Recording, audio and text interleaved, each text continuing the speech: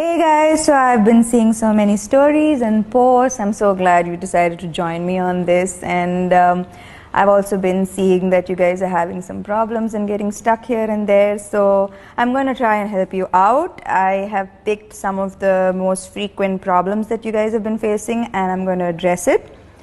So the first problem that you guys have been facing is how to deal with pests. Okay, there's no 100% foolproof solution to pests because this is their home as well. But there are some things that you can do to minimize the damage. I check on my plants every single day, and so that I catch these little tiny monsters very quickly, and I usually use like a mild 1% detergent or a 3% neem oil mixed with 1 or 2 drops of detergent. And if there are big pests like caterpillars, then you have to get handsy and remove them and pick them out. Yes, it gets a little icky, but yeah.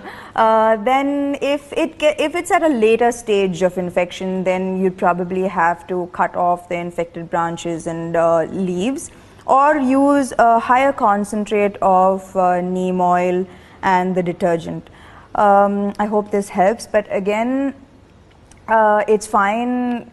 If this happens, your plants will be fine, and you'll understand the mix of neem oil that is required to get rid of the damage.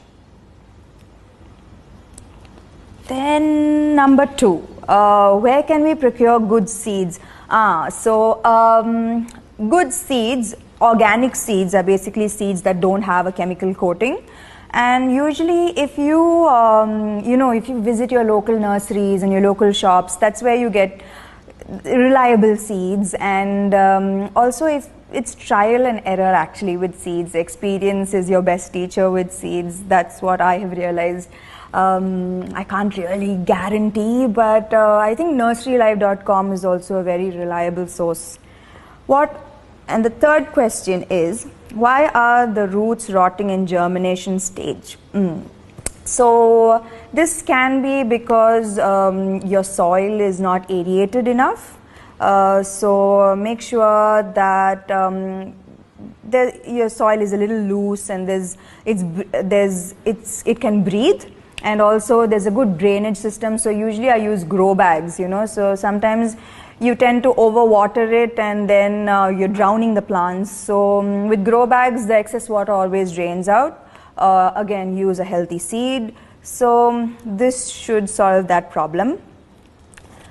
The fourth question, what are the best practices to gain maximum results during germination? I think I did this in the seeding video, is don't sow your seeds too deep, 1 or 2 centimeters, and keep them covered for a few days, for 3 days, and don't overwater. And after 5 days or a week, then you can shift them to direct sunlight.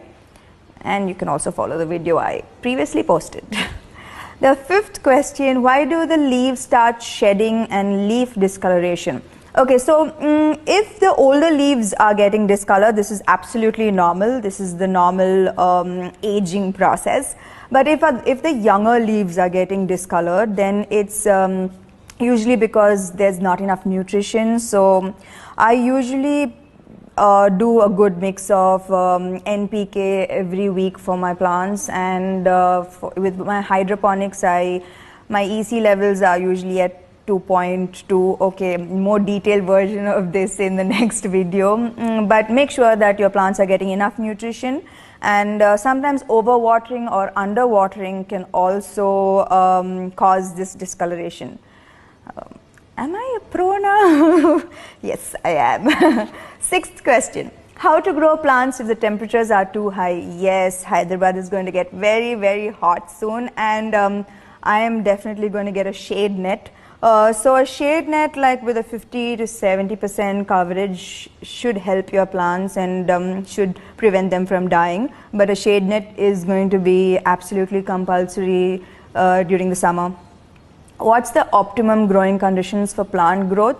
I think plants usually require 3 to 4 hours of sunlight. And that's good enough for most plants. I hope that has answered some of your questions, and I hope now you're ready to plant again and to take that chance again.